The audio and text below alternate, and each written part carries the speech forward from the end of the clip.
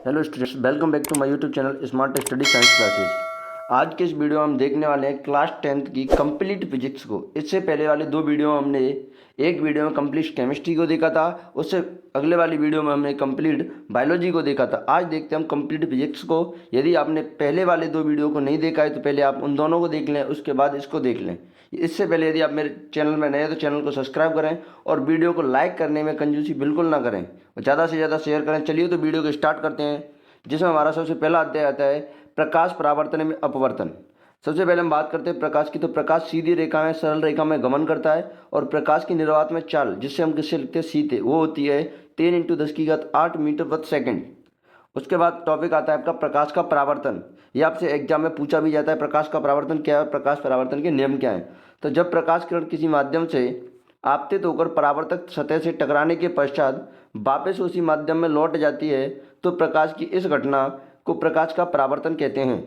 प्रकाश के परावर्तन के नियमों की बात करें तो आपतित किरण, परावर्तित किरण तथा अविलंब तीनों एक ही तल में होते हैं। ये होता है परावर्तन का पहला नियम।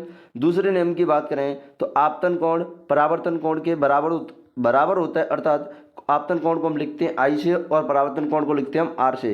अर्थात आपतन कोण यानी आई बराबर परावर्तन कोण यानी आर, जो कि एक दूसरे के बराबर होते हैं। ये होता है परावर्तन का द्वितीय नियम। ठीक है, और ये आप डायग्राम देख सकते हैं, आप एनसीईआरटी में भी मिल जाएगा और यहाँ भी देख सकते हैं। इस डायग्राम के आधार पर आपको बोर्ड एग्जाम में क्वेश्चन पूछा जाता है। कई बार क्या होता है, आई की जगह आपको 30 डिग्री लिख के दे देता है और आर की जगह एक्स लिख के दे देता है, तो आपसे पूछता है एक्स का मान कितना होगा। तो आप देख सकते हैं कि आई और आर दोनों बराबर होते हैं। कहने का मतलब जितना यहाँ लिखा हुआ है उतना ही यहाँ आएगा।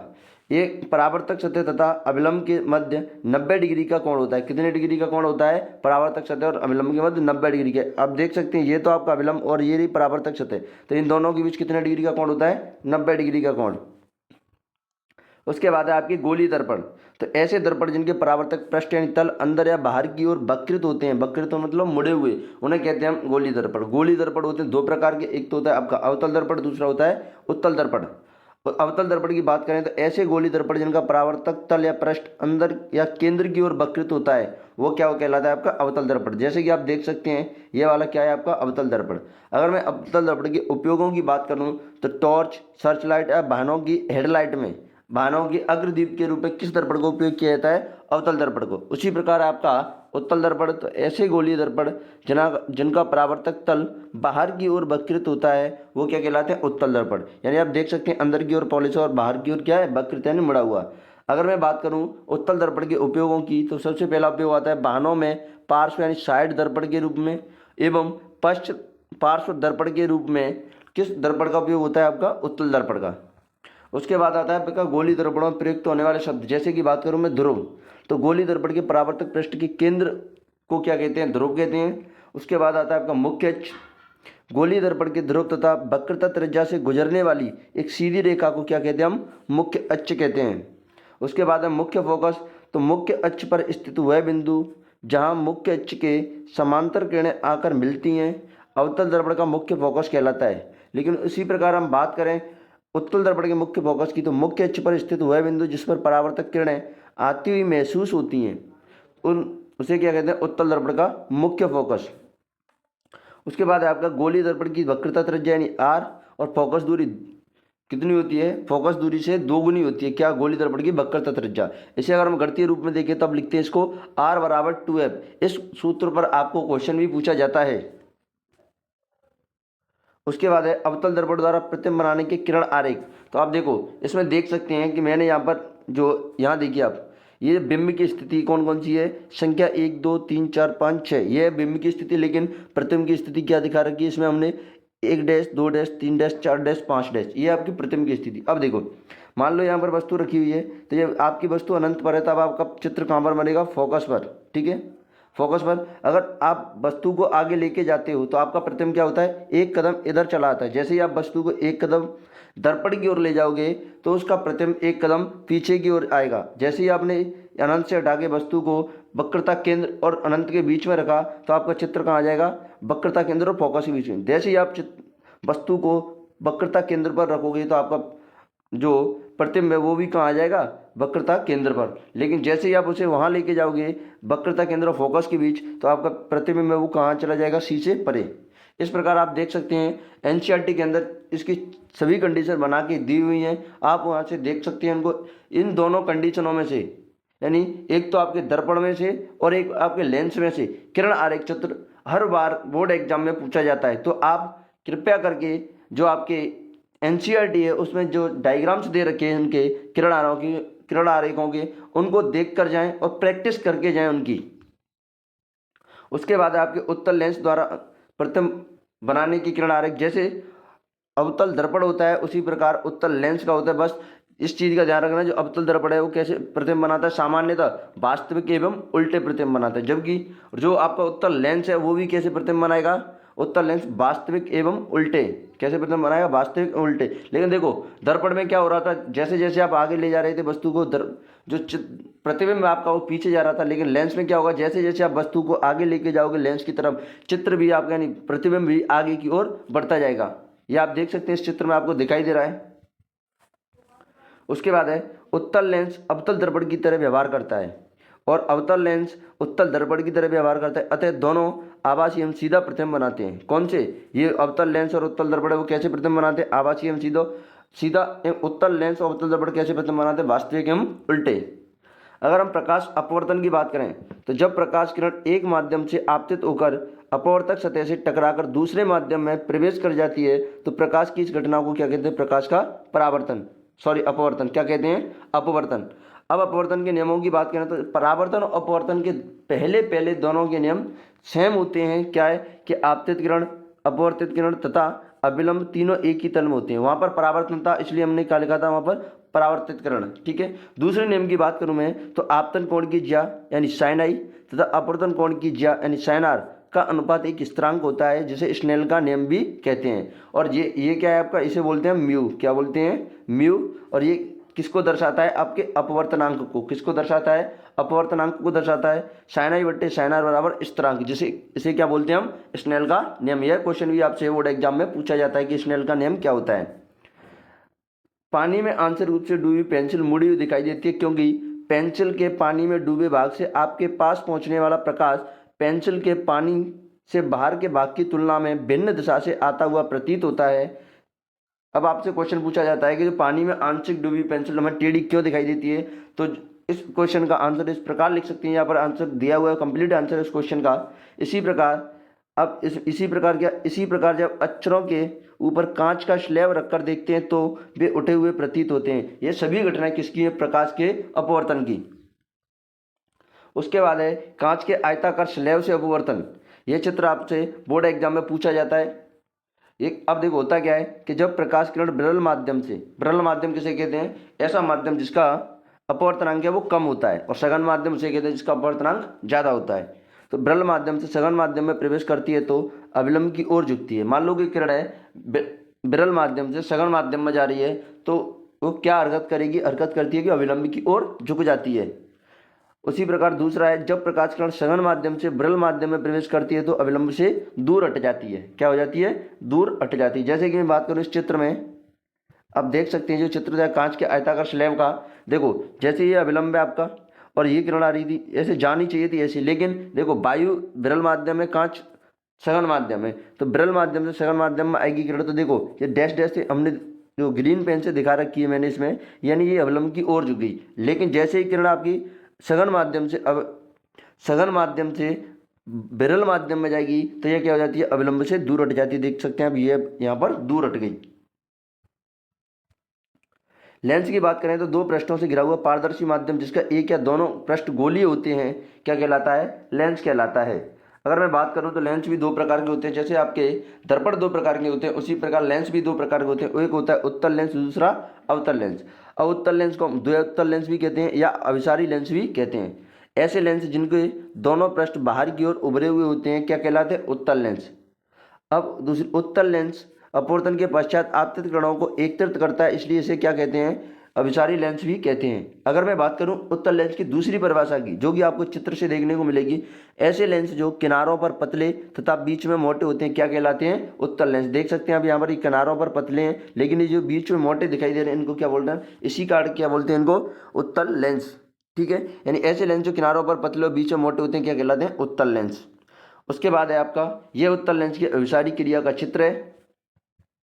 उसके बाद है आपके अवतल लेंस या द्वि अवतल लेंस या अपसारी लेंस। तो ऐसे लेंस जिनके दोनों पृष्ठ अंदर की ओर वक्रित होते हैं क्या कहलाते हैं? अवतल लेंस। अब अवतल लेंस अपवर्तन के पश्चात आपतित किरणों को फैलाता है, इसलिए इसे क्या कहते हैं? अपसारी लेंस। अगर दूसरी परिभाषा की बात करें अवतल लेंस की, तो ऐसे लेंस जो किनारों पर मोटे और बीच में पतले होते हैं क्या कहलाते हैं? अवतल लेंस। या आप देख सकते हैं आप अवतल लेंस की अपसारी क्रिया है। उसके बाद आता है आपका अपवर्तनांक।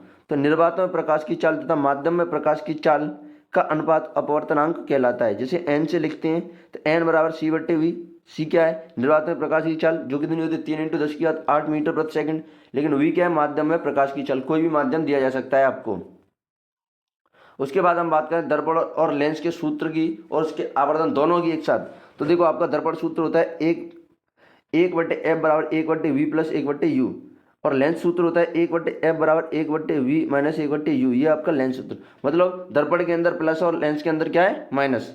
f क्या है? फोकस दूरी। u क्या है? बिंब की दूरी। और v क्या है? प्रतिबिंब की दूरी। ठीक है, अगर मैं आवर्धन की बात करूं तो प्रतिबिंब की ऊंचाई तथा बिंब की ऊंचाई का अनुपात क्या कहलाता है? आवर्धन, जिसको लिखते कितने हम m से। ये क्या होता है? प्रतिबिंब की ऊंचाई को हम लिखते हैं h डैश से, बिंब की ऊंचाई को किससे लिखते हैं? h से। तो इस प्रकार आपका आवर्धन का फॉर्मूला बन जाएगा m बराबर h डैश अपॉन h। दूसरा फॉर्मूला क्या बन जाएगा? m बराबर माइनस v अपॉन u। लेकिन हम दोनों के इस प्रकार भी लिख सकते हैं। तो m बराबर h डैश अपॉन h बराबर v माइनस v बटे u। अगर मान लो देखो, अगर मान लो आपको m बराबर नेगेटिव मिल जाए, मतलब आवर्धन अगर नेगेटिव है तो प्रतिबिंब कैसा होगा? वास्तविक में उल्टा। अगर आवर्धन प्लस में है यानी पॉजिटिव है तब आवर्धन कैसा, वो आपका प्रतिबिंब कैसा होगा? आभासी एवं सीधा। इसी प्रकार में लेंस की बात करें तो प्रतिबिंब की ऊंचाई बिंब की ऊंचाई का अनुपात, देखो परिभाषा सेम है लेकिन दोनों के फॉर्मूले चेंज हो जाएंगे। तो फॉर्मूला कौन सा चेंज होगा? v और u वाला। तो m बराबर प्रतिबिंब की ऊंचाई h डैश और बिंब की ऊंचाई h। अब फॉर्मूला एक तो सेम रहेगा, ये h डैश वाला। लेकिन देखो इसमें देख सकते हैं आप, लेंस में जो दर्पण है आपका उसमें माइनस लगी हुई v के आगे, लेकिन जो लेंस है उसमें v के आगे क्या लगा हुआ है? प्लस। ठीक है, अगर m पॉजिटिव है और 1 से कम है तब तो उत्तल दर्पण होगा। दर्पण की बात करें m नेगेटिव है और 1 से ज़्यादा है तब कौन सा दर्पण होगा? अवतल दर्पण। नोट, कभी कभी प्रश्न में आवर्धन के स्थान पर आपको n गुना ये लिखकर भी दिया जाता है। क्या होता है कि कभी कभी प्रश्न में बोल देता है कि बिंब प्रतिबिंब का इतने गुना है।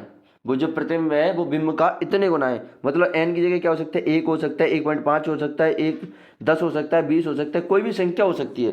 तो अगर आपको क्वेश्चन के अंदर ये लिख के दे दे कि ये प्रतिबिंब बिंब के इतने गुना है, इसका मतलब आपको जितने गुना दिया है वो क्या है? इसका आवर्धन। समतल दर्पण का आवर्धन +1 होता है। यहाँ प्लस चिन्ह आभासी एवं सीधा प्रतिबिंब दर्शाता है और एक यह दर्शाता है कि प्रतिबिंब का आकार बिंब के आकार का होता है। कभी कभी आपसे प्रश्न पूछ लिया जाता है कि समतल दर्पण का आवर्धन +1 है तो इसका क्या तात्पर्य है? तो उसका तात्पर्य है कि प्लस तो क्या दर्शा रहा है? जो प्रतिबिंब आपका आभासी और सीधा है, और एक क्या दर्शा रहा है? प्रतिबिंब और बिंब दोनों का आकार क्या है? समान है। लेंस की क्षमता, और लेंस की क्षमता की बात करें, किसी लेंस द्वारा प्रकाश किरणों को अभिसरण या अपसरण करने की मात्रा लेंस की क्षमता कहलाती है, जिसे किससे लिखते हैं? पी से। और लेंस की क्षमता का सूत्र क्या होता है? पी बराबर 1/f।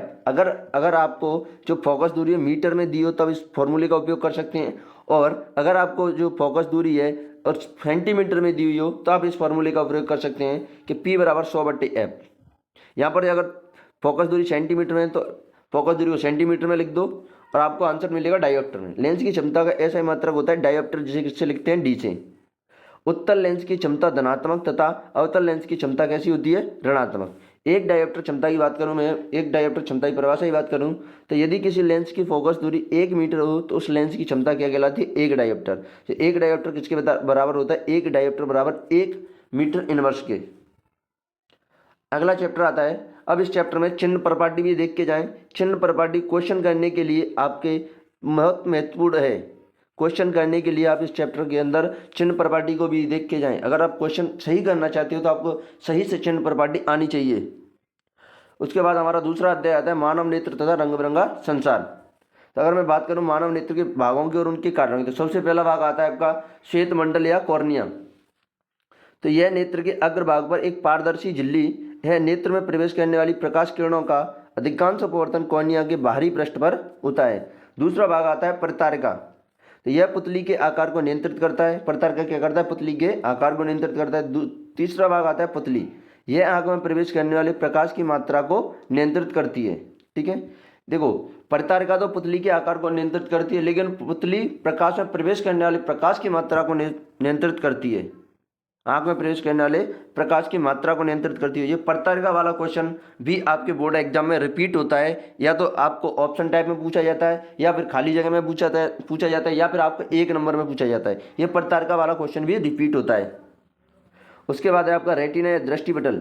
यह एक कोमल सूक्ष्म झिल्ली है जिसमें प्रकाश सुग्राही कोशिकाएं अधिक संख्या में होती हैं। यहाँ पर किसी भी वस्तु का प्रतिबिंब बनता है। क्या पर बनता है? किसी वस्तु का प्रतिबिंब, रेटिना पर। उसके बाद है लेंस। तो यह एक रेशेदार जेलीवत पदार्थ का बना होता है। यह एक उत्तल लेंस होता है जो को प्रकाश को रेटिना पर फोकसित करता है। उसके बाद आता है आपका दूरबिंदु। तो वह दूरतम बिंदु जिस तक कोई नेत्र वस्तुओं को सुस्पष्ट देख सकता है या नेत्र का दूरतम बिंदु कहलाता है। सामान्य नेत्र के लिए दूरबिंदु कहाँ पर होता है? अनंत दूरी पर। कहाँ पर होता है? अनंत दूरी पर। निकट बिंदु की बात करें तो वह न्यूनतम दूरी जिस पर रखी कोई वस्तु बिना तनाव के अत्यधिक स्पष्ट देखी जा सकती है, उसे नेत्र का निकट बिंदु कहते हैं। और मानव नेत्र का निकट बिंदु कहाँ तक होता है? 25 सेंटीमीटर पर। कहाँ पर होता है? 25 सेंटीमीटर पर। अगर हम बात करें समंजन क्षमता की, तो अभिनेत्र लेंस की वह क्षमता जिसके कारण वह अपनी फोकस दूरी को समायोजित कर लेता है, समंजन क्षमता कहलाती है। ठीक है, अगला टॉपिक आता है आपका दृष्टि दोष और उनका संशोधन। तो सबसे पहले हम बात करें मोतियाबिंद। तो अधिक उम्र के कुछ व्यक्तियों के नेत्र का क्रिस्टल लेंस दूधिया तथा धुंधला हो जाता है। इस स्थिति को क्या कहते हैं? मोतियाबिंद। इसका उपचार शल्य चिकित्सा के द्वारा ही संभव है, मतलब ऑपरेशन के द्वारा ही इसका जो आपका इलाज है वो संभव है। दूसरा दोष आता है आपका निकट दृष्टि दोष। इस रोग में व्यक्ति को निकट की वस्तु तो दिखाई देती है परंतु दूर की वस्तु नहीं दिखाई देती। देखो यहाँ पर निकट दृष्टि दोष है और इसी में वस्तु को निकट की वस्तु दिखाई दे रही है, तो इसका मतलब ये नहीं है कि ये गलत है। ये इसी तरह होता है इसमें कि इसमें व्यक्ति को निकट की वस्तु तो दिखाई देती है लेकिन दूर की वस्तु दिखाई नहीं देती। अगर उत्पन्न होने के कारणों की बात करें निकट दृष्टि दोष के, तो पहला कारण है अभिनेत्र लेंस की वक्रता का अधिक होना। दूसरा कारण है नेत्र गोलक का लंबा हो जाना। और निवारण की बात करें तो निवारण किसके द्वारा होता है? निकट दृष्टि दोष का अवतल लेंस के द्वारा। उसके बाद है दूर दृष्टि दोष। तो इस रोग में व्यक्ति को दूर की वस्तु तो दिखाई देती है परंतु निकट की वस्तु दिखाई नहीं देती। अगर आपको पूछ लिया जाता है निकट दृष्टि दोष या दूर दृष्टि दोष, तो आप इससे लिख सकते हैं कि दूर है तो दूर की वस्तु तो दिखाई देगी लेकिन निकट की नहीं, और पास है तो पास की दिखाई देगी लेकिन दूर की नहीं। अगर इसके उत्पन्न होने के कारण की बात करें तो अभिनेत्र लेंस की फोकस दूरी अत्यधिक हो जाती है। दूसरा है नेत्र गोलक का छोटा हो जाना। दोनों कारणों की वजह से दूर दृष्टि दोष हो जाता है।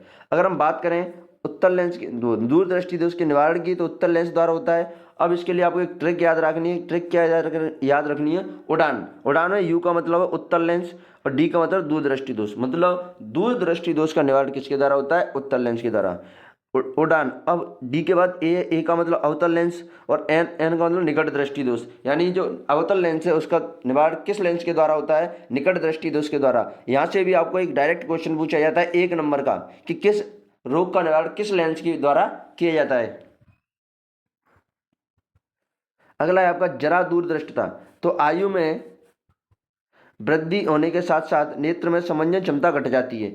अब अधिकांश व्यक्तियों का निकट बिंदु दूर हट जाता है। अब उत्पन्न होने के कारण की बात करें जरा दूरदृष्टता की, तो पश्चिमाई पेशियों का धीरे धीरे दुर्बल होना और क्रिस्टल लेंस के लचीलेपन में कमी आना, ये 2 कारण हैं जरा दूरदृष्टता के उत्पन्न होने की। अगर निवारण की बात करें तो उत्तल लेंस या द्विफोकसी लेंस के द्वारा इसका क्या किया जाता है? निवारण किया जाता है। उसके बाद आता है प्रिज्म से प्रकाश का अपवर्तन। तो प्रिज्म के 2 त्रिभुजाकार आधार होते हैं तथा 3 आयताकार पार्श्व पृष्ठ होते हैं। ये होते हैं आपकी प्रिज्म की आकृति। अगर मैं बात करूं प्रिज्म कोण की, तो प्रिज्म के 2 पार्श्व फलकों के बीच के कोण को प्रिज्म कोण कहते हैं, जैसे चित्र में ए से दर्शाया गया है। ये जो आपको दिखाई दे रहा है, तो ये देखो, ये आपका एक पार्श्व फलक, ये दूसरा पार्श्व फलक, इन दोनों के मध्य जो कोण बन रहा है उसको क्या करें हम? प्रिज्म कोण।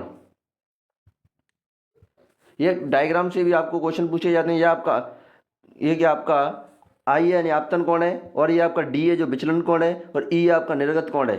ठीक है, इस डायग्राम से भी आपको चित्र पूछे जाते हैं, कभी कभी डायग्राम भी डायरेक्ट पूछ लिया जाता है।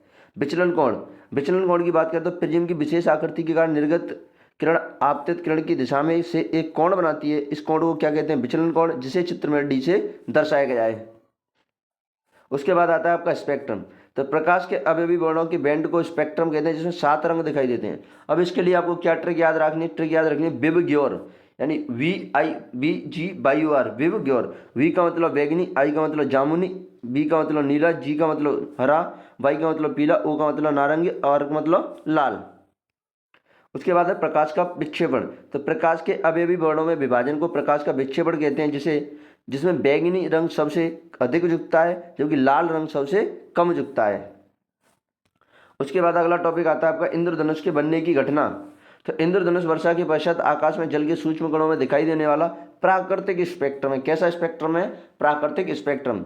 यह वायुमंडल में उपस्थित जल की सूक्ष्म बूंदों द्वारा सूर्य के प्रकाश को प्रक्षेपण के कारण प्राप्त होता है। इंद्रधनुष सदैव सूर्य के विपरीत दिशा में बनता है। उसके बाद आता है आपका वायुमंडलीय अपवर्तन। तो वायुमंडलीय अपवर्तन में 2 उदाहरण आते हैं आपके, एक तो तारों का टिमटिमाना, दूसरा अग्रिम सूर्योदय तथा विलंबित सूर्यास्त। अगर हम बात करें तारों के टिमटिमाने की, तो तारों के प्रकाश के वायुमंडलीय अपवर्तन के कारण ही तारे टिमटिमाते प्रतीत होते हैं। पृथ्वी के वायुमंडल में प्रवेश करने के पश्चात पृथ्वी के पृष्ठ पर पहुंचने तक तारे का प्रकाश निरंतर अपवर्तित होता रहता है। अतः तारे की आवासीय स्थिति विचलित होती है तथा आंखों में प्रवेश करने वाले तारों के प्रकाश की मात्रा झिलमिलाती रहती है, जिसके कारण कोई तारा कभी चमकीला प्रतीत होता है तो कभी धुंधला, जो कि टिमटिमाहट का प्रभाव है। इस प्रकार ये तारों के टिमटिमाने की घटना आपको दिखाई देती है। उसके बाद है अग्रिम सूर्योदय और विलंबित सूर्यास्त। तो वास्तविक सूर्योदय से हमारा अर्थ सूर्य द्वारा वास्तव में क्षितिज को पार करना है। वायुमंडलीय अपवर्तन के कारण सूर्य हमें वास्तविक सूर्योदय से लगभग 2 मिनट पूर्व दिखाई देने लगता है तथा वास्तविक सूर्यास्त के लगभग 2 मिनट पश्चात तक दिखाई देता है। वास्तविक सूर्यास्त तथा आभासी सूर्यास्त के बीच अंतर लगभग 2 मिनट है। इसी प्रघटना के कारण ही सूर्योदय तथा सूर्यास्त के समय की चक्र का चपटी प्रतीत होती है। उसके बाद प्रकाश का प्रकीर्णन।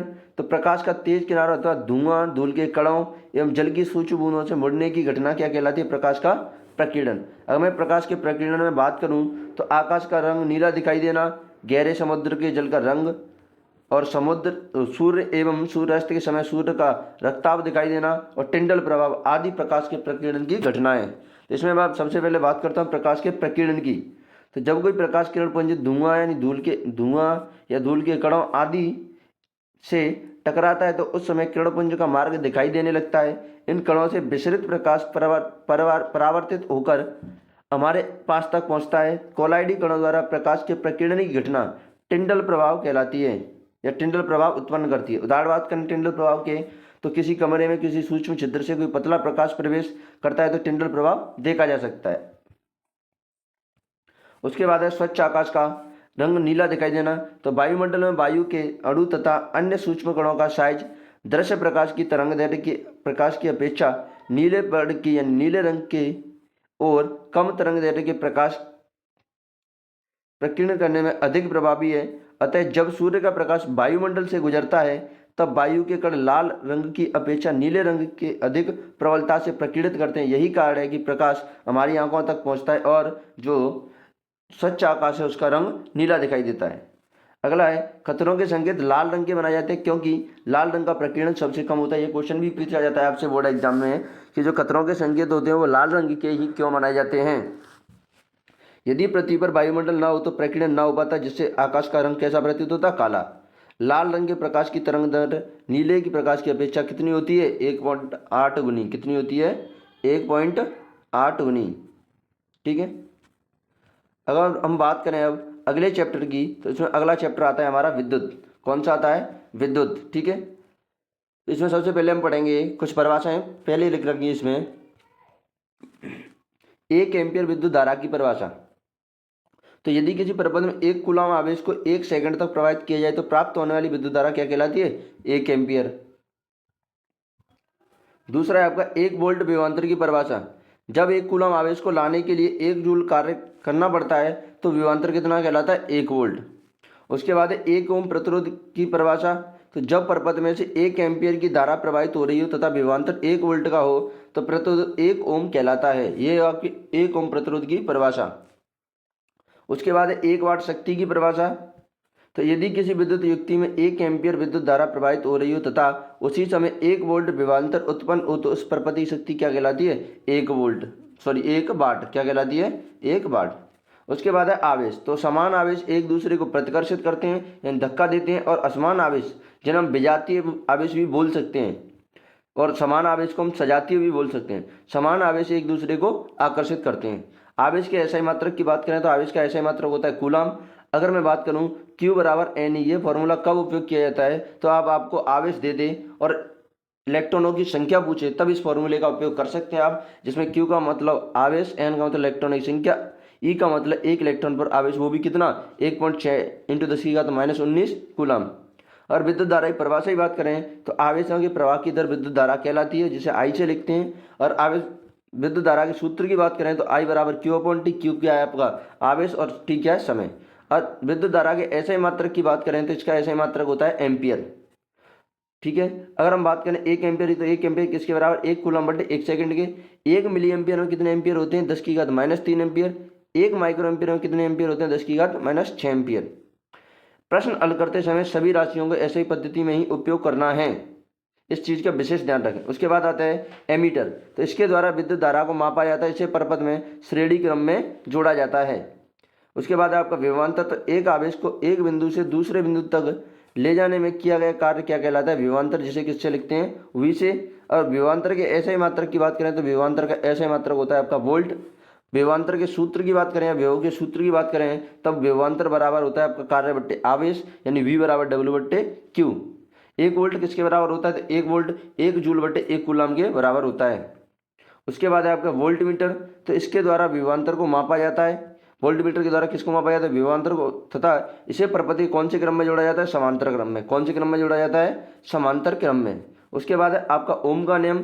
तो किसी विद्युत परपथ में धातु के तार के 2 सिरों के बीच विभवांतर उसमें प्रवाहित होने वाली धारा के समानुपाती होता है, परंतु तार का तापमान क्या रहना चाहिए? समान। तो ये होता है V समानुपाती I, और जैसे ही आप समानुपाती के चिन्ह हटाते हो उसमें समानुपाती नियतांक आता है R, और ओम का नियम बन जाता है आपका V बराबर IR, जिसमें V का मतलब विभवांतर, I का मतलब विद्युत धारा, R का मतलब प्रतिरोध।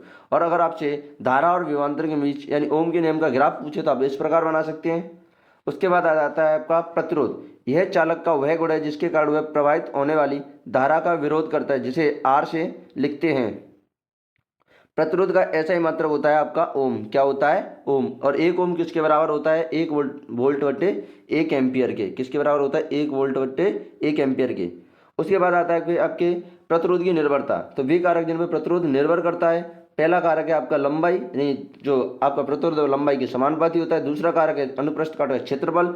तो आपका जो क्षेत्रफल होता है अनुप्रस्थ काट का उसके व्युत्क्रमानुपाती होता है। और तीसरा है पदार्थ की प्रकृति पर भी निर्भर करता है। अब इस प्रकार आप लिख सकते हो इसको। तो आपको एक सूत्र मिल जाएगा नया, R बराबर रो। ये क्या है जो आपको दिखाई दे रहा है P जैसा, ये क्या है? रो यानी R बराबर रो L/A। प्रतिरोध निकालने का सूत्र, जब तार की लंबाई, क्षेत्रफल और प्रतिरोधकता है, रो से क्या बोलते हैं हम? प्रतिरोधकता दियो। ठीक है, अब बात करें विद्युत प्रतिरोधकता की। तो यदि किसी चालक की लंबाई 1 मीटर तथा उसका क्षेत्रफल 1 मीटर स्क्वायर हो तो प्राप्त होने वाले प्रतिरोध ही क्या कहलाता है? प्रतिरोधकता। अगर प्रतिरोधकता के एसआई मात्रक की बात करें तो प्रतिरोधकता का एसआई मात्रक होता है आपका ओम × मीटर। प्रतिरोधकता चालक की लंबाई और अनुप्रस्थ काट के क्षेत्रफल के साथ नहीं बदलती, परंतु तापमान के साथ परिवर्तित हो जाती है। धातुओं तथा मिश्र धातुओं का प्रतिरोधकता प्रतिशत कितना होता है? 10⁻8 से 10⁻6 ओम × मीटर। अगर हम बात करें श्रेणी क्रम में तुल्य प्रतिरोध और समांतर क्रम में तुल्य प्रतिरोध निकालने की, तो देखो आप इस पर अगर आपसे इन दोनों में से कोई क्वेश्चन पूछा जाता है तो आप क्या करेंगे? इन दोनों का डायग्राम बनाएंगे सबसे पहले।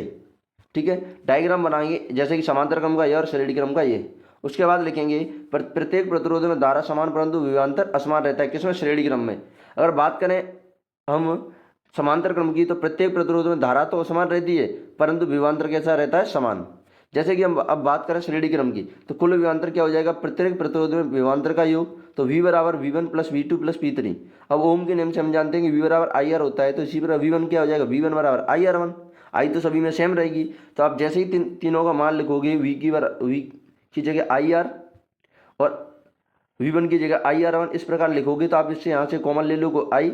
आई कॉमन लेने के बाद आई से कैंसिल हो जाएगा। आपका श्रेणी क्रम में तुल्य प्रतिरोध निकालने का सूत्र निकल के आएगा R बराबर R1 plus R2 plus R3। अगर यहाँ पर जैसे मैंने यहाँ पर 3 प्रतिरोध लिए हैं, अगर आपको क्वेश्चन में 4 दे दी तो आप प्लस में R4 भी कर सकते हैं। इसी प्रकार आप देखोगे तो यहाँ पर देखो क्या होगा, प्रत्येक प्रतिरोध में धारा का योग, क्योंकि यहाँ जो विभवांतर है वो तो सेम है लेकिन धारा क्या अलग अलग है, तो धारा ही काम आएगी ना। तो धारा लिखेंगे तो क्या हो जाएगा, आई बराबर I1 प्लस I2 आई प्लस I3। अब हम पता है V बराबर IR से जैसे ही निकालोगे आई बराबर V/R आएगा। आपका क्या आएगा, आई बराबर V/R। तो I1 बराबर क्या होगा, V/R1। इसी प्रकार आप लिखोगे तो आप देखो यहाँ से इन तीनों में से क्या कॉमन ले लोगे, V से V कैंसिल हो जाएगा, 1/R बराबर R1 1/R1 plus 1/R2 plus 1/R3। यहाँ भी मैंने कितने प्रतिरोध लिए, 3। अगर आपको क्वेश्चन के अंदर 4 प्रतिरोध देता है तो आप 4 लिख सकते हैं। अब इस समांतर क्रम में ध्यान किस चीज़ का रखना है कि समांतर क्रम में तुल्य प्रतिरोध RP का मान निकालने हेतु प्रश्न करने पर जो आंसर आए उसे उल्टा करना है। जैसे कि 1/RP आंसर, और जैसे कि बात करूँ मैं 1/RP बराबर आंसर आ रहा है आपका 2/3, तो यह आपका फाइनल आंसर नहीं। फाइनल आंसर क्या होगा, आंसर बराबर 3/2, यानी जो आंसर आए उसका उल्टा कर देना है अगर 1/RP बराबर निकाल रहे हो तो आप।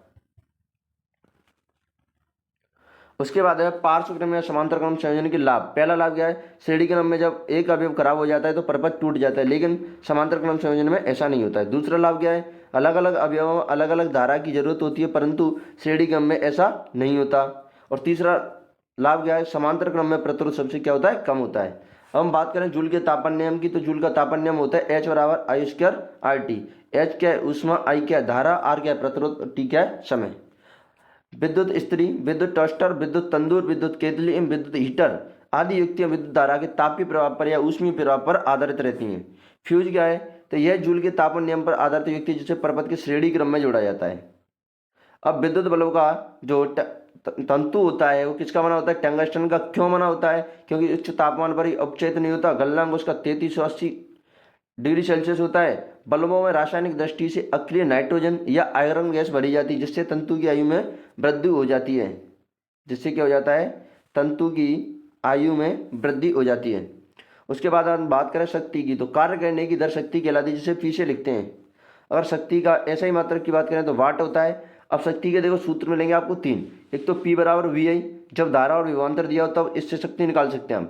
लेकिन दूसरा सूत्र है P बराबर I²R, जब धारा और प्रतिरोध दिया हो तो इस सूत्र से आप शक्ति निकाल सकते हैं। अब तीसरा सूत्र है P बराबर V²/R, जब विभवांतर और प्रतिरोध दिया हो तो इस सूत्र से आप शक्ति निकाल सकते हैं। उसके बाद है विद्युत ऊर्जा का व्यवहारिक मात्रक। विद्युत ऊर्जा का व्यवहारिक मात्रक होता है किलोवाट घंटा। क्या होता है, किलोवाट घंटा। या विद्युत ऊर्जा का मात्रक पूछे तभी भी क्या होता है, किलोवाट घंटा। अगर 1 किलोवाट घंटा और कितने जूल होते हैं तो 3.6 × 10⁶ जूल। सामान्यतः 1 kWh को क्या बोला जाता है, 1 यूनिट। क्या बोला जाता है, 1 यूनिट। अब इसमें आप एक सूत्र और याद रख सकते हैं कि अगर मान लो आपसे कोई क्वेश्चन में कह देते कि कोई कूलर है या रेफ्रिजरेटर है तो एक दिन में इतने घंटे चलता है और इतनी शक्ति का है, तो उसके लिए आप सूत्र लिख सकते हैं PH/D/1000। इस सूत्र का उपयोग करके आप डायरेक्ट KWH में आंसर ला सकते हो और उसके बाद जितने रुपए की 1 यूनिट है उसका उससे गुणा कर दो तो आपका ऊर्जा का मूल्य आ जाएगा। P का मतलब शक्ति, H का मतलब कितने घंटे चल रहा है हॉर्स, और D का मतलब डे यानी कितने दिन की पूछ रहा है, और उसके बाद नीचे में क्या लगा दोगे, 1000। अगला चैप्टर आता है विद्युत धारा के चुंबकीय प्रभाव। कौन सा आता है, विद्युत धारा के चुंबकीय प्रभाव। तो पहले हम बात करें चुंबकीय गुण की, तो समान ध्रुव एक दूसरे को प्रतिकर्षित करते हैं। समान ध्रुव यानी सजातीय ध्रुव और असमान ध्रुव यानी विजातीय ध्रुव। असमान ध्रुव एक दूसरे को आकर्षित करते हैं। उसके बाद है चुंबकीय क्षेत्र। तो चुंबक के चारों ओर का वह क्षेत्र जिसमें चुंबक के बल का संसूचन किया जाता है क्या कहलाता है, चुंबकीय क्षेत्र। चुंबकीय क्षेत्र का ऐसा ही मात्रक क्या होता है, टेस्ला। क्या होता है, टेस्ला। चुंबकीय क्षेत्र में परमाणु और राशि दोनों चीज होती हैं, मतलब आंसर भी होता है संख्या में और दिशा भी होती है। चुंबकीय क्षेत्र रेखाओं के गुणों की बात करें तो चुंबकीय क्षेत्र रेखा उत्तरी ध्रुव से प्रकट होती हैं तथा दक्षिणी ध्रुव पर समाप्त हो जाती हैं। दूसरा गुण है क्षेत्र रेखाएं बंद वक्र में होती हैं। तीसरा गुण है प्रबल चुंबकीय क्षेत्र रेखाएं अपेक्षाकृत अधिक निकट होती हैं। और चौथा गुण है चुंबकीय क्षेत्र रेखाओं का, दो रेखाएं कहीं भी एक दूसरे को प्रतिच्छेद नहीं करती हैं क्योंकि वे प्रच्छेद करती हैं तो इसका अर्थ है कि एक बिंदु पर दो दिशाएं, जो कि संभव नहीं है। क्वेश्चन भी आपसे 1 नंबर में पूछा जाता है कि जो दो चुंबकीय क्षेत्र रेखाएं वो एक दूसरे को प्रच्छेद क्यों नहीं करती हैं। यह आपका क्षण चुंबकीय चारों चुंबकीय क्षेत्र रेखा चित्र। उसके बाद है आपका दक्षिण अस्त अंगुष्ठ नियम। इस नियम के अनुसार अपने दाहिने हाथ में विद्युत धारावी चालक को इस प्रकार पकड़ें कि आपका अंगूठा विद्युत धारा की दिशा को संकेत करता हो तो आपकी मुड़ी उंगलियां चालक के चारों ओर चुंबकीय क्षेत्र की दिशा बताएं। अब इसी नियम को हम क्या बोलते हैं, मैक्सवेल का कॉर्क स्क्रू नियम। तो इस नियम के अनुसार स्क्रू के आगे बढ़ने की दिशा विद्युत धारा की दिशा को बताती है तथा स्क्रू को जिस दिशा में घुमाया जाता है वह चुंबकीय क्षेत्र की दिशा को बताती है। उसके बाद आता है आपका सीधे चालक से विद्युत धारा प्रवाहित होने के कारण चुंबकीय क्षेत्र। तो इसमें क्या कौन कौन से बिंदु याद रखने हैं आपको। चुंबकीय क्षेत्र चालक के हर बिंदु पर सेकेंड वृत्तों द्वारा दर्शाया जाता है। चुंबकीय क्षेत्र की दिशा दक्षिण अष्ट अंगुष्ठ नियम से ज्ञात की जाती है। चुंबकीय क्षेत्र धारा के समानुपाती होता है, मतलब जैसे जैसे धारा बढ़ेगी चुंबकीय क्षेत्र भी बढ़ेगा।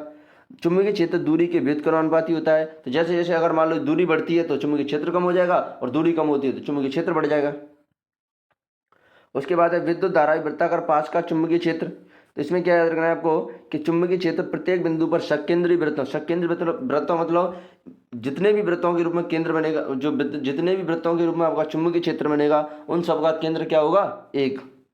वृत्ताकार पास के अंदर चुंबकीय क्षेत्र की दिशा एक समान होती है।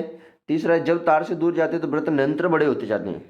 अगर हम निर्भरता की बात करें, वृत्ताकार लूप के चुंबकीय क्षेत्र की निर्भरता की बात करें तो चुंबकीय क्षेत्र धारा के कैसे होता है, समानुपाती होता है। चुंबकीय क्षेत्र चालक से दूरी के व्युत्क्रमानुपाती होता है। और तीसरा, चुंबकीय क्षेत्र वृत्ताकार पास में फेरों की संख्या के समानुपाती होता है, मतलब जितने ज़्यादा फेरे उतने ज़्यादा चुंबकीय क्षेत्र, जितने कम फेरे उतना कम चुंबकीय क्षेत्र। अगला है आपका पास पास लिपटे विद्युत रोधी तांबे के तार की प्रणालिका। पास पास लिपटे विद्युत रोधी तांबे के तार की बेलन की आकृति की अनेक फेरों वाली कुंडली को क्या कहते हैं, प्रणालिका। प्रणालिका के अंदर चुंबकीय क्षेत्र एक समान होता है। प्रणालिका के बाहर चुंबकीय क्षेत्र उत्तर से दक्षिण की ओर तथा अंदर दक्षिण से उत्तर की ओर होता है। उसके बाद चुंबकीय क्षेत्र में किसी विद्युत धारावी चालक पर बल। तो आंद्रे मैरी एम्पियर एक साइंटिस्ट थे। कौन से, आंद्रे मैरी एम्पियर ने प्रस्तुत किया कि चुंबक भी किसी विद्युत धारावाही चालक पर परिमाण में समान परंतु दिशा में विपरीत बल आरोपित करती है। अब चालक में विस्थापन उस समय अधिकतम होता है जब विद्युत धारा की दिशा चुंबकीय क्षेत्र की दिशा के लंबवत यानी 90 डिग्री का कोण हो। चालक की गति की दिशा, विद्युत धारा की दिशा और चुंबकीय क्षेत्र की दिशा में कितने डिग्री का कोण होना चाहिए, 90 डिग्री का। जब उस टाइम क्षण में विस्थापन अधिकतम होता है। विद्युत धारा की दिशा बदलने पर बल की दिशा भी बदल जाती है। उसके बाद आता है आपका फ्लेमिंग के बाम या बाएं हस्त का नियम। इस नियम के अनुसार अपने बाएं हाथ की तर्जनी, मध्यमा तथा अंगूठा को इस प्रकार फैलाएं कि ये तीनों एक दूसरे के परस्पर लंबवत हों। यदि तर्जनी चुंबकीय क्षेत्र की दिशा, मध्यमा चालक में प्रवाहित धारा की दिशा की ओर संकेत करती है तो अंगूठा चालक की गति की दिशा, बल की दिशा को संकेत करेगा। उसके बाद आता है आपका घरेलू विद्युत परिपथ, जिसमें विद्युन्मय तार यानी धनात्मक तार जिनमें लाल आवरण होता है, उदासीन तार यानी ऋणात्मक तार जिनमें काला आवरण होता है, भूसंपर्क तार यानी जिनको हम बोलते हैं उदासीन, इनमें कौन सा आवरण होता है, हरा आवरण। लघु पतन यानी शॉर्ट सर्किट की बात करें तो जब अचानक विद्युन्मय तार और उदासीन तार दोनों सीधे संपर्क में आते हैं तो क्या हो जाता है आपका शॉर्ट सर्किट। अब जिससे क्या होता है, परिपथ में प्रतिरोध कम हो जाता है और अतिवारण हो सकता है, मतलब धारा अधिक हो सकती है। अतिवारण, जब विद्युत धारा की क्षमता से अधिक विद्युत धारा खींची जाती है तो यह अतिवारण पैदा करता है। अब कारण क्या है अतिवारण के, तो आपूर्ति वोल्टता में होने वाली वृद्धि और एक से अधिक उपकरणों को एक ही सॉकेट में जोड़ना, यह आपके अतिवारण के कारण। उसके बाद आता है आपका सुरक्षा युक्तियाँ। तो विद्युत फ्यूज सुरक्षा युक्ति है, भूसंपर्क तार भी आपका सुरक्षा युक्ति है, और आपका MCB जिसे बोलते हैं मिनिएचर सर्किट ब्रेकर। यहाँ पर आपका ये होता है तीसरा चैप्टर खत्म, चौथा। अब लास्ट चैप्टर बच रहा है आपका कौन सा, आता है हमारा पर्यावरण। तो अगर इसमें बात करें पारतंत्र, तो एक क्षेत्र के सभी जीव एवं अजैविक घटक मिलकर एक पारतंत्र का निर्माण करते हैं। अब हम बात करें पारतंत्र के प्रकार की, तो इसमें पारतंत्र के प्रकार में बात करें तो पारतंत्र होते हैं आपके दो प्रकार के। कौन कौन से, एक तो होता है आपका प्राकृतिक पारतंत्र, दूसरा होता है मानव निर्मित पारतंत्र। और प्राकृतिक पारतंत्र के उदाहरण की बात करें तो जंगल, सागर और झील। लेकिन मानव निर्मित की बात करें तो खेत, जलाशय और बगीचा। और प्राकृतिक पारतंत्र के घटकों की बात करें हम तो पारतंत्र के घटक होते हैं दो, एक तो होते हैं अजैविक या अजैव घटक, दूसरे होते हैं जैविक या जैव घटक, ठीक है। अजैविक घटक क्या होते हैं? निर्जीव होते हैं, जैसे कि हवा, जल, भूमि, तापमान, वर्षा, मृदा, ये क्या होते हैं आपके अजैविक घटक। लेकिन अब जैविक घटक यानी सजीव घटक, जैसे कि पौधे, जानवर, सूक्ष्मजीव, फफूंद यानी जो आपके कवक होते हैं, वो क्या है? आपके जैविक घटक। अब हम बात करें जैविक घटकों में, तो पहला होता है आपका उत्पादक, दूसरा उपभोक्ता, तीसरा अपघटक। जैसे कि सभी हरे पौधे, नील हरित शैवाल क्या? उत्पादक यानी बनाने वाले। वे सभी सजीव घटक जो कि उत्पादन करते हैं क्या कहलाते हैं? उत्पादक। उसके बाद उपभोक्ता, ऐसे जीव जो अपने निर्वाह के लिए परोक्ष या अपरोक्ष रूप से उत्पादकों पर निर्भर रहते हैं। इनडायरेक्ट और इनडायरेक्ट रूप से उत्पादकों पर निर्भर कौन रहता है? ये उपभोक्ता। उसके बाद अपघटक, वे जीव जो मरे हुए जीवों व पौधों के जटिल पदार्थों को सरल पदार्थों में तोड़ देते हैं, क्या कहलाते हैं? अपघटक। अगर हम बात करें उपभोक्ताओं की, तो आपको उपभोक्ताओं में शाकाहारी भी मिल जाएंगे, मांसाहारी भी मिल जाएंगे, सर्वाहारी भी मिल जाएंगे और परजीवी मिल जाएंगे। शाकाहारी की बात करें तो बकरी और हिरण, मांसाहारी की बात करें तो हम शेर और मगरमच्छ। उसके बाद आपका सर्वाहारी में बात करें तो कौवा और मनुष्य, परजीवी में बात करें तो जूं और अमरवेल। उसके बाद आती है आपकी आहार श्रृंखला, तो एक ऐसी श्रृंखला जिसमें एक जीव दूसरे जीव को भोजन के रूप में खाते हैं, आहार श्रृंखला कहलाती है, जैसे घास, हिरण और शेर। अगर बात करें हम पोषी स्तर की, तो आहार श्रृंखला का प्रत्येक चरण अथवा प्रत्येक कड़ी एक पोषी स्तर बनाती है। अब प्रथम पोषी स्तर की बात करूं मैं, तो इसमें आते हैं आपके स्वपोषी। द्वितीय पोषी स्तर की बात करें तो इसमें आते हैं शाकाहारी अथवा प्राथमिक उपभोक्ता। और तृतीय पोषी स्तर की बात करें तो इसमें आते हैं छोटे मांसाहारी अथवा द्वितीय उपभोक्ता। और चौथे पोषी स्तर की बात करें तो इसमें आते हैं बड़े मांसाहारी अथवा तृतीय पोषी स्तर, ठीक है। ये होता है आपके पोषी स्तर। एक आहार श्रृंखला में ऊर्जा का स्थानांतरण एक दिशा में होता है। हरे पौधे सूर्य की ऊर्जा का 1% भाग को ही अवशोषित करते हैं। उसके बाद आता है आपका 10% ऊर्जा स्थानांतरण का नियम। तो एक पोषी स्तर से दूसरे पोषी स्तर में केवल 10% ऊर्जा का स्थानांतरण होता है, जबकि 90% ऊर्जा वर्तमान पोषी स्तर में जैव क्रियाओं में उपयोग होती है। जैव क्रिया में उपयोग होती है। जैसे कि मैं बात करूं, ये आपके पोषी स्तर और ये यहाँ पर ऊर्जा का भाव है। जैसे मान लो कि आपके पास प्राथमिक पोषी स्तर पर कितनी थी? 1000 किलो जूल ऊर्जा थी। अब इसका अगले पोषी स्तर पर कितना जाएगा? तो देखो, इसका 10% ही जाएगा। 90% प्राथमिक उत्पादक हैं वो खुद ही अपनी क्रियाओं में उपयोग कर लेंगे। तो इसका 10% कितना होगा? तो 1000/100, यानी 1000 इंटू 10/100। तो ये 00 से 00 कैंसिल, या देखो कितनी बन जाएगी? 10 इंटू 10 यानी 100। अब 1000 का 100 पहुँचा है, मतलब 90% ऊर्जा आपके उत्पादकों ने खुद की दैनिक क्रियाओं में उपयोग कर ली, ठीक है। दूसरी बात, अब इसका 10% करोगे 100 का आप, तो कितना आएगा? 10 किलो जूल। और 10 का 10% करोगे तो कितना आएगा? 1 किलो जूल। यहाँ पर इस प्रकार आपका 10% ऊर्जा का स्थानांतरण होता है और 90% ऊर्जा अपने स्तर पर ही उपयोग कर ली जाती है। उसके बाद आता है आपका जैव संवर्धन या जैव आवर्धन। तो आहार श्रृंखला में आहारिक रसायनों की मात्रा में एक पोषी स्तर से दूसरे पोषी स्तर में जाने पर वृद्धि होती है, इसे क्या कहते हैं? जैव आवर्धन या जैव संवर्धन। आहार जाल की बात करें तो आहार श्रृंखलाएं आपस में प्राकृतिक रूप से जुड़कर एक जाल का रूप धारण कर लेती हैं, जिसे आहार जाल कहते हैं।